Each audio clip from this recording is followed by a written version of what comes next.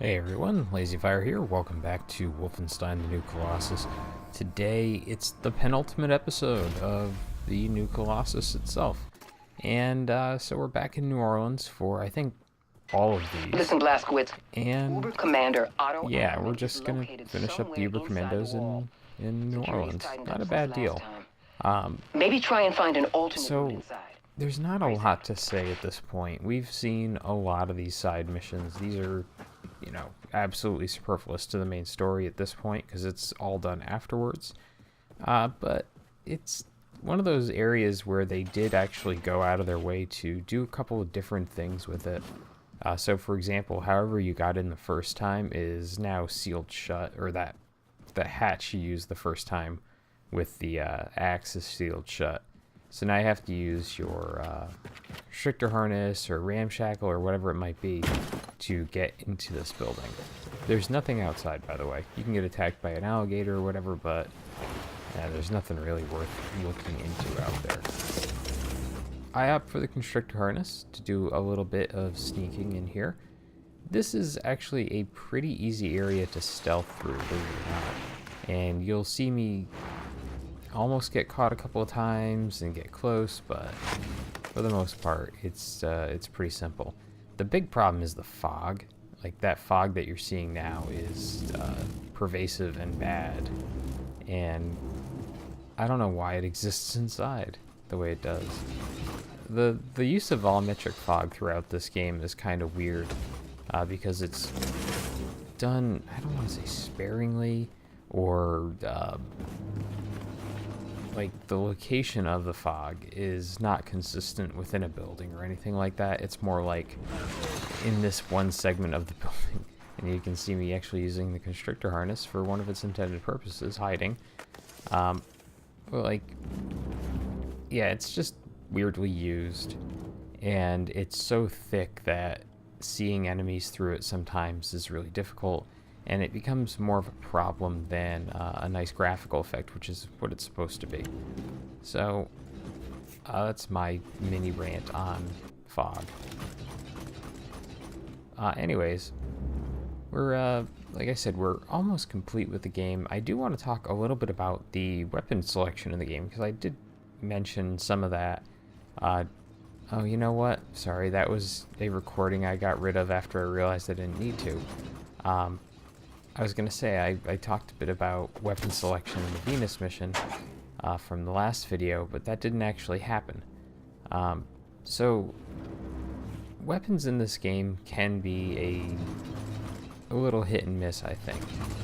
I think your core weapon is going to be your assault rifle for almost all of the game, and as you've probably seen, I generally dual wield it with either the pistol or the shotgun, and that is really it. That's all I do. Now, I've talked to people who say, oh, I use like the SMG one-handed aim down sights because once you get the right perk set up, you can use this thing just, even better than an assault rifle for the most part. I don't think that's actually accurate. I think that someone is looking at the quantity of bullets versus how much damage they do. Like the assault rifle with the scope and the jungle mag and the armor-piercing bullets will take out almost all enemies before you have a full magazine gone. And, if I was going to do a one-handed, or I want to say one-handed, but if I were going to do a single-wield weapon, it would most likely be that setup, the assault rifle with the scope.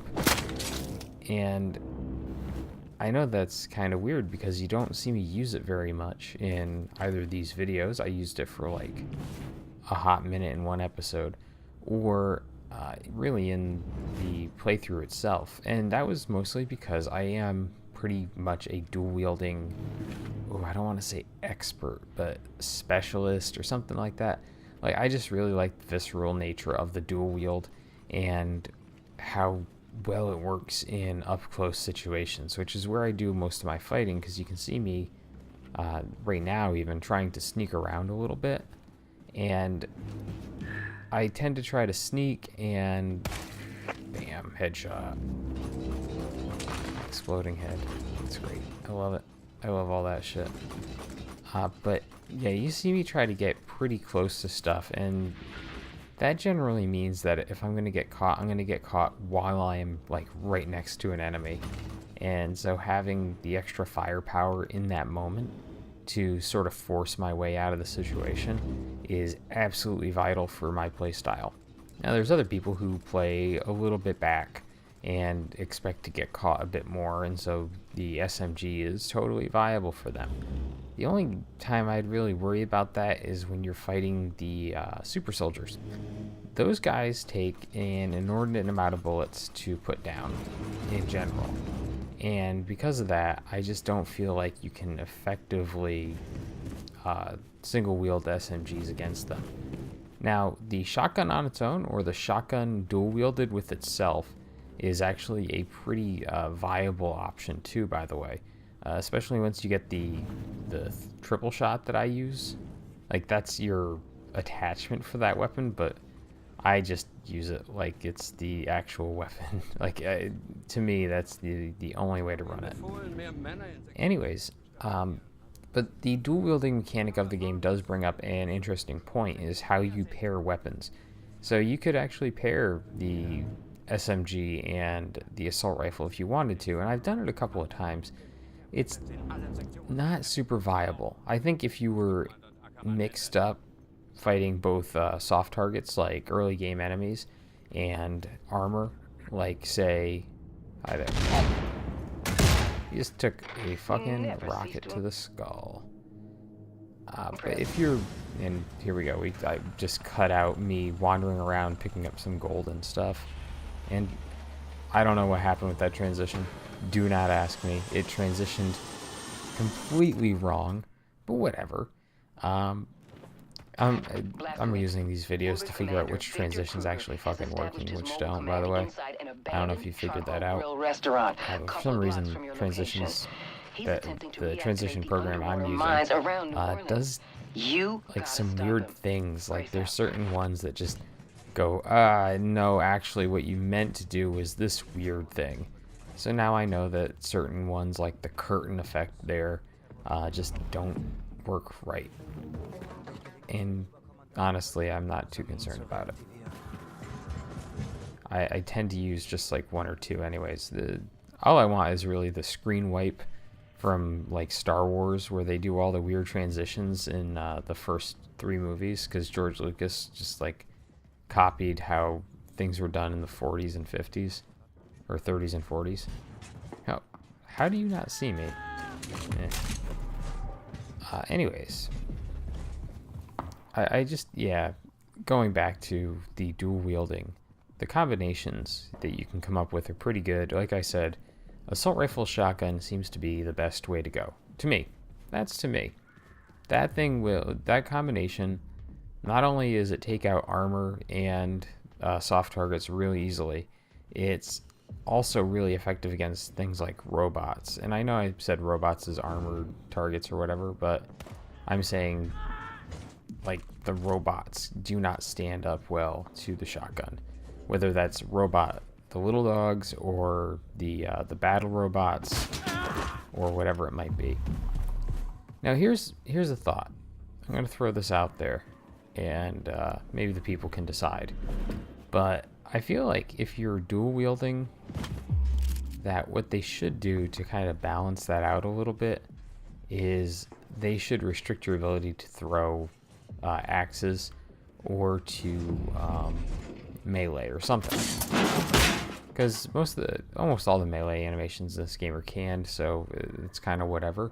I would be okay with like combat melees not being a thing, but prompted melees, like sneaking attacks and everything, having, being available at all times.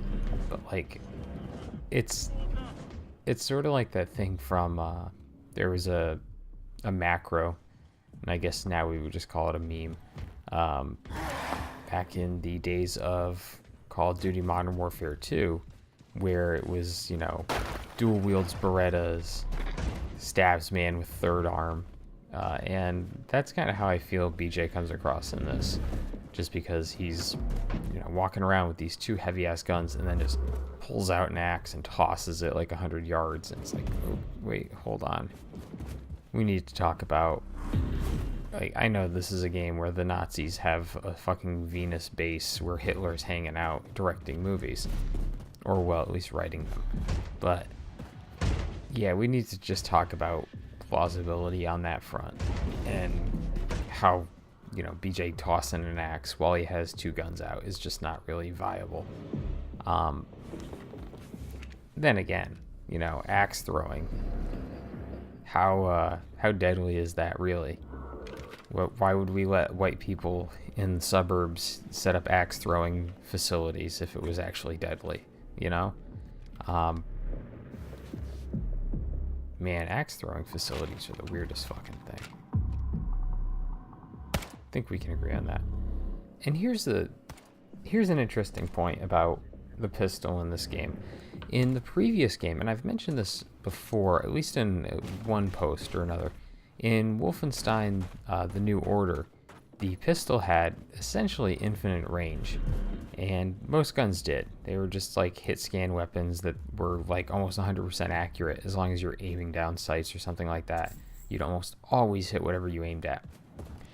In this game, they introduced a measure of inaccuracy to the weapon, which I think is actually a really good way to make sure that people who are trying to stealth can't just like pistol snipe their way through. And if you watch and I'm not usually the person to go tell you to do this, of course, then I could do that shit, but whatever. But I'm not usually the kind of person to tell you, hey, go watch my other stuff. But seriously, go watch the LP of The New Order and watch some of the pistol snipes I pull off in that game. Whoa, I got turned around there. And God, I hate that. They need to add just a button to throw an axe versus the button to melee. That should not be the same button. I know that there are limitations based on, controller buttons and what's viable there, but Jesus Christ. I toss way too many axes when I mean to melee. Anyways, yeah. My thoughts here are that it was a smart move to remove the ability to sort of pistol snipe, but at the same time, I kind of miss it. I would have appreciated... Honestly, I think I would have appreciated something along the lines of a silent sniper rifle. Something that just allows you to play a little bit more long range when you need to. I don't think... The reason I think that that's actually a almost requirement is that the game does not have regenerating health. Now, I mean, it does. If you get to a certain level of the game and you've got certain perks, you will definitely get health back. And hey, there's always going to be, and I love that I got the ricochet kill on that guy. There's always going to be the opportunity to overcharge your health at different times. So it's not like it's impossible to get health upgrades. But my point is... Oh, right. There we go. But my point is that there's going to be the player who is, like, right on the cusp of being good enough or bad enough for a specific difficulty. Hey. And they're going to have trouble getting through an area without stealth, and they're not going to be good at stealth or something like that. And they're going to need the ability to hit some enemies from long range and then get close without losing too much health.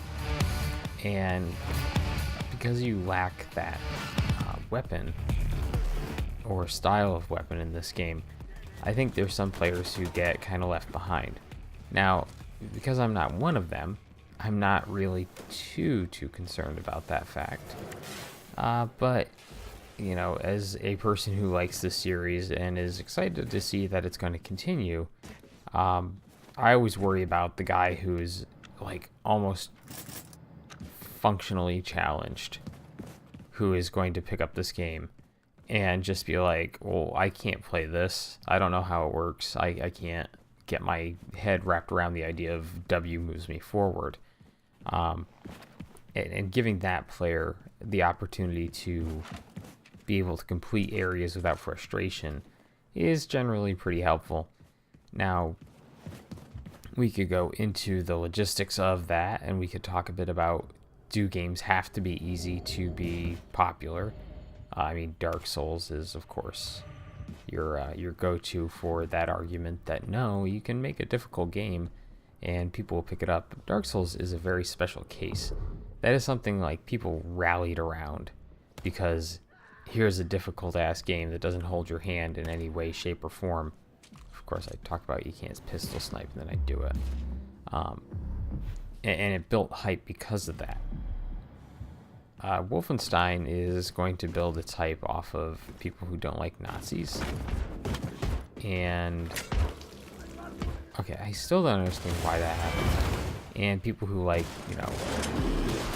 first-person shooters and everything. And the first-person shooter market is a lot different than the fantasy RPG market. Now, even though Dark Souls is a special case and you've got more imitators coming out every day to kind of clean up in that area, it's still kind of a specialized game. And what's popular or good and everything like that, it's hitting a niche, right? And so it's going to pick up a lot of steam just within that niche, and it's going to have crossover success. Wolfenstein is a really good game. Like, don't get me wrong, really good. But at the same time, can't see shit in here. I know that's a path. Like I said, fog and lighting issues in this game are something else. It's a really solid title. Both games have been really good. I feel like this game was a bit better functionally. Maybe not story-wise, but functionally, it worked a lot better than the first game. They definitely refined some mechanics. They balanced the weapons a little bit better in terms of what I'd like to see personally, like the shotgun ricochet being just an attachment versus being the special weapon or having special ammo in the first game, for example. It's a good one. But it's still going to hit. It doesn't have the niche that gives it the chance to be a crossover success. It is a dead-ass first-person shooter. Like, it's going to compete with first-person shooters. Story-driven ones, mind you, which are fewer and further between these days. But, you're still going to be competing with, all these titles in the market. And even if you're offering a more story-driven perspective and you're doing different things with stealth, you're still going to have to appeal to the average casual FPS player. And so that sometimes means making a little bit of a compromise in your weapon selection or your I don't know how he didn't just die. Oh yeah, I like completely fucking borked this section. I don't know. I shouldn't be allowed to live. You'll see. Anyways, just some thoughts. A lot of rambling this episode. If that's not what you're here for, well, sorry. But yeah, I mean, the game looks great. It plays well. I feel like some of the technical issues from the previous game weren't as bad in this one. Granted, I did have a couple of technical issues crop their head up during some of my my LP, where I had to restart the game a couple of times before it would actually function correctly. But for the most part, the technological issues are kind of taken care of from the first game. It looks a lot better. I'd like a bit more thought put into, say, lighting and the fog, of course, but whatever. They built a really solid base for a third game. Here we go. So at that point, I'm not caught. That's just the dog doing dog things. And then somehow I get spotted. So, my easy path to killing that commander and then coming back and getting this guy gone. And right there, I always forget which hand does what.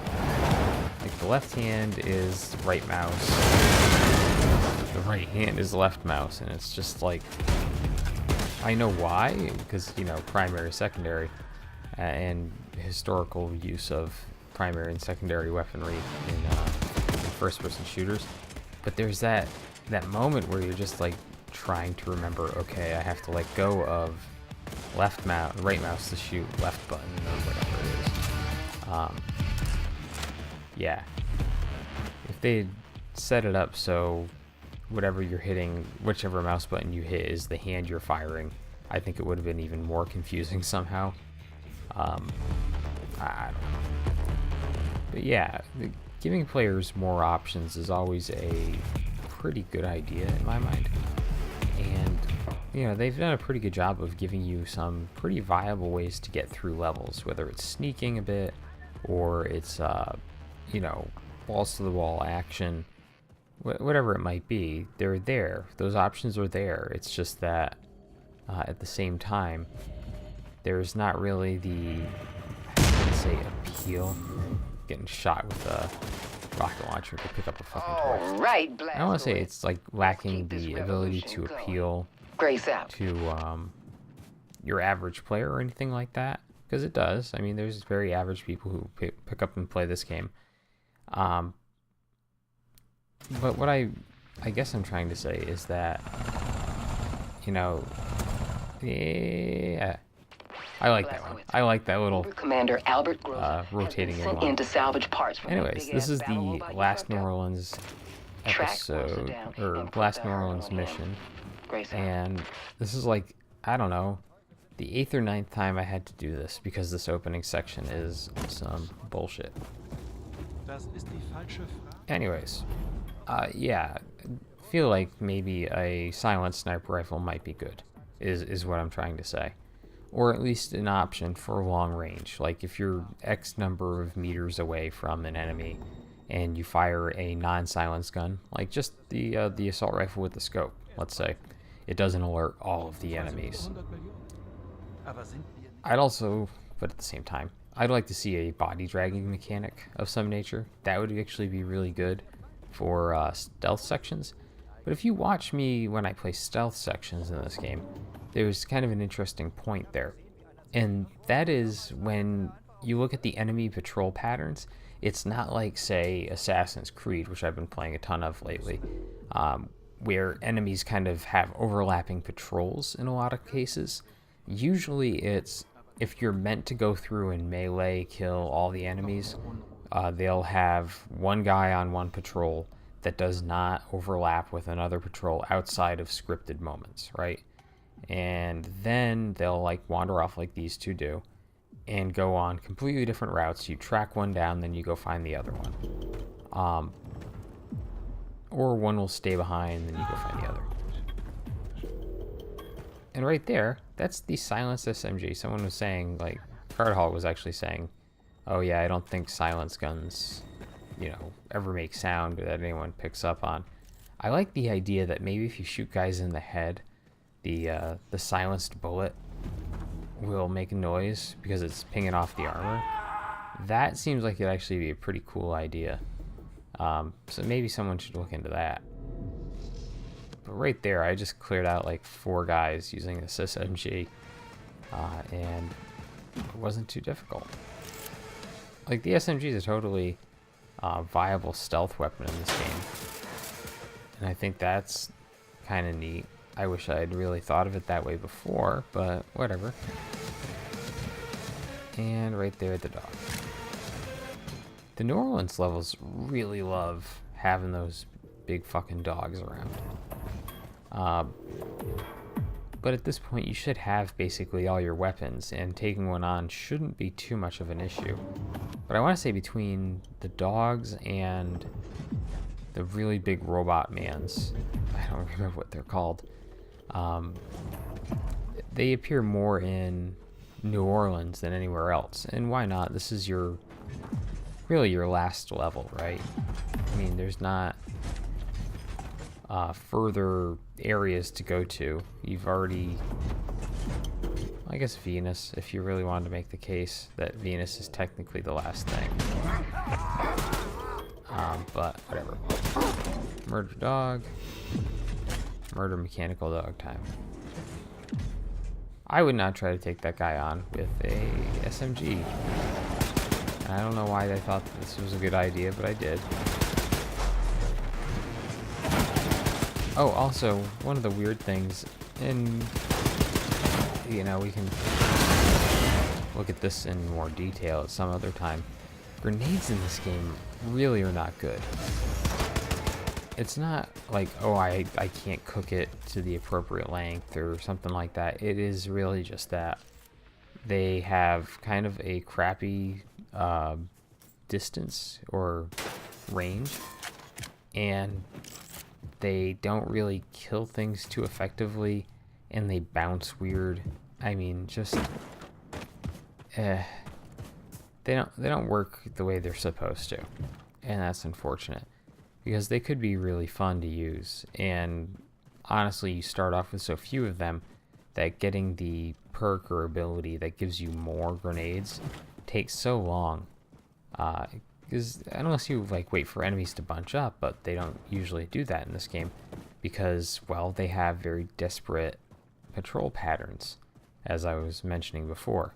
So you kind of have to like hope that people in set pieces get close together, or that you can somehow force their rotation through the level for patrols down to a pretty small point so you can just toss a grenade at them. And at this point, I'm just making sure I'm not missing anything. There's actually a piece of gold in that overhang that I looked at.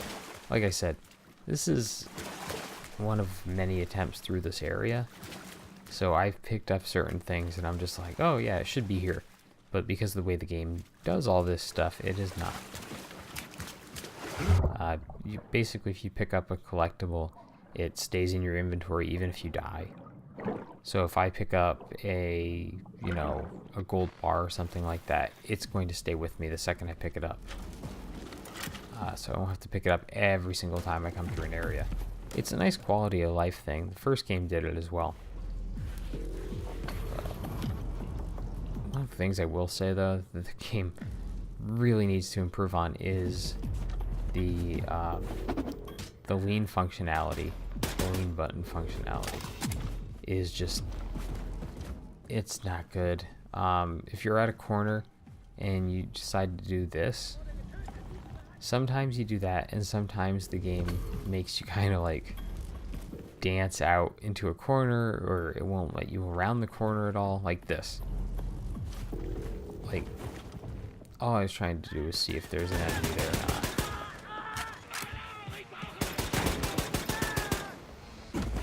The other thing is, I would really like to see maybe, here we go, grenade. Not as effective. But I would absolutely love to see like an enemy has to get to an alarm system rather than the enemy can just raise the alarm. Like, there's certain other titles where the way they've done this is that most enemies have to get to an fuck yeah, ramshackle kill. The way most games do it is that enemies have to like get to an alarm, or are alarm generating enemies, so they actually have the ability to raise the alarm. I'd be pretty cool with either or both in combination. I think that is a pretty decent solution, but it would make some of the stealthing, I don't want to say easier, but more interesting. Like, if I can cut off alarms or attack the guys who set off alarms first in an area, and then I would feel a little bit better. You could make them more armored or better protected, or however you want to say it, but at times it feels like you just get caught and there's nothing you can really do about it. Like, it's not your fault. the game just decided that, nah, this guy can Thank totally you, see. Blazkowicz. I'll let Horton know. Man, you're that guy still was looking out fucking hardy. for New Orleans. That was kind of impressive on his part. Yeah, that was a lot of... You saw there the rocket, the first one, ricocheted off of him, which I've never seen before. I thought those were, you know, direct impact. If they get hit with it, they die, sort of things. But guess not. I guess not. So at this point, just looking for the toy that I know is in the area. And yeah, that guy's face is weird. That guy's face is really weird. I don't think I transitioned this one. Anyways, those are kind of my closing thoughts on this game. Just what I'd like to see in the sequels and how this kind of played out. It's pretty fun. It was a really good example of fun gameplay, fun story, and everything like that. Kind of coming together. I think the second half, bringing a little bit more levity to the situation, is actually pretty appreciated. But you can see now that we've done all these missions, we have this last one. That's what we'll be doing in the last episode. Thanks for watching, everyone. I will see you then.